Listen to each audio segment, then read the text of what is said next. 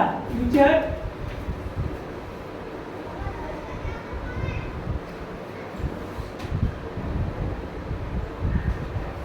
ठीक है। अब हम पढ़ने वाले हैं यानी कि आपका इंडेफिनिट एंड कंटिन्यूस, दोनों देख लीजिए। परफेक्ट और परफेक्ट कंटिन्यूस नेक्स्ट क्लास में बता दूंगा। देखो इसकी जो हेल्पिंग वर्ब है वो क्या है, यानी कि आपको विल और सेल लगाना है। यहाँ क्या है, विल और सेल प्लस विल लगेगा, ठीक है। ध्यान रखिएगा, यहाँ आपको विल सेल और यहाँ पे विल सेल भी लगेगा। और इसकी जो मेन वर्ब है वो है इसकी, यानी कि हमेशा इंडेफिनिट जो होता है वर्ब की फर्स्ट फॉर्म लगता है। और जहाँ कंटिन्यूस आ जाए, चाहे वो प्रेजेंट कंटिन्यूस हो, चाहे आपका पास्ट कंटिन्यूस हो, चाहे आपका फ्यूचर कंटिन्यूस हो, वहाँ आपका हमेशा वर्ब की फर्स्ट फॉर्म में आईएनजी फॉर्म लगता है, ठीक है। चाहे वो परफेक्ट कंटिन्यूस हो, चाहे वो कंटिन्यूस, कोई भी कंटिन्यूस हो, वहाँ आपका आईएनजी फॉर्म लगेगा, क्योंकि जो भी वर्क है वो अंडर प्रोसेसिंग है। समझ गए। अब यहाँ पे देखो इसका हेल्पिंग वर्ब विल सेल, और यहाँ पे विल भी और सेल भी लगेगा। सेल का यूज आई और बी के साथ लगेगा, ये ध्यान रखना, और सभी के साथ हम विल का यूज करेंगे। इनको छोड़ करके, इन दोनों को छोड़ के जो भी होंगे सबके साथ आपको क्या यूज करना है, विल का यूज करना है। बट ये ग्रामेटिकली आपको यूज करना है, लिखने में यूज करना है। जब आप इंग्लिश बोल रहे हैं ना तो सभी के साथ आप विल का यूज कर सकते हैं, कोई प्रॉब्लम, क्योंकि सेल जो है एक मॉडल्स के रूप में यूज किया जा रहा है, ऑक्सिलरी वर्ब्स के रूप में यूज किया जा रहा है, तो इसलिए हम इसको स्पीकिंग में यूज नहीं करेंगे। स्पीकिंग में इसका अलग ही मतलब परफॉर्म है, इसका अलग ही यूज है, लेकिन हम जो स्पीकिंग करते हैं तो आप स्पीकिंग में सेल का यूज अलग कर सकते हैं, स्पीकिंग विल का यूज सबके साथ कर सकते हैं, ठीक है। उसके बाद इसकी जो पहचान है, आइडेंटिफिकेशन है,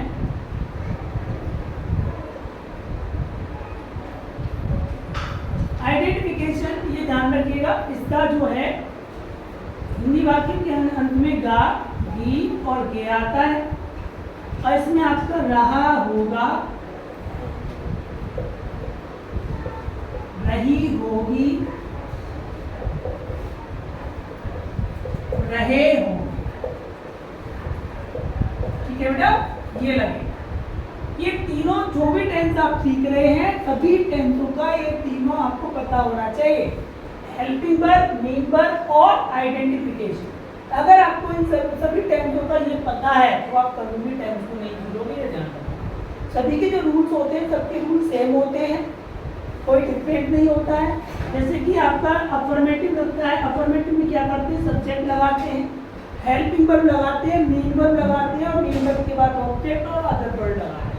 अब इसकी बात करें तो इसमें क्या लगेगा, सब्जेक्ट के बाद विल और सेल लगेगा। ये आपका क्या हो गया, ये हो गया दोनों हेल्पिंग वर्ब, समझ गए।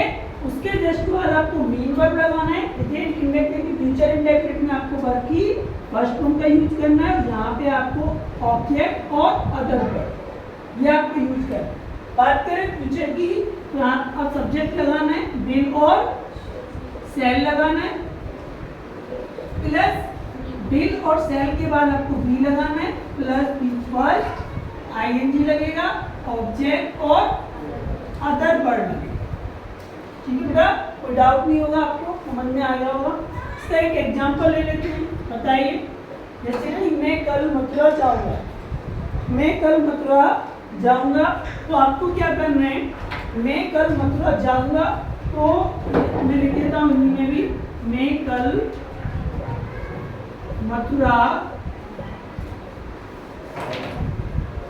जाऊंगा। तो यहाँ पे क्या है बेटा, देखना, यानी सब्जेक्ट क्या है आपका, आई के साथ आपको विल लगाएंगे, सेल लगाएंगे, मैंने पहले लिख दिया, आई और विल के साथ आपको सेल का यूज करना है, बट ओनली फॉर ग्रामर।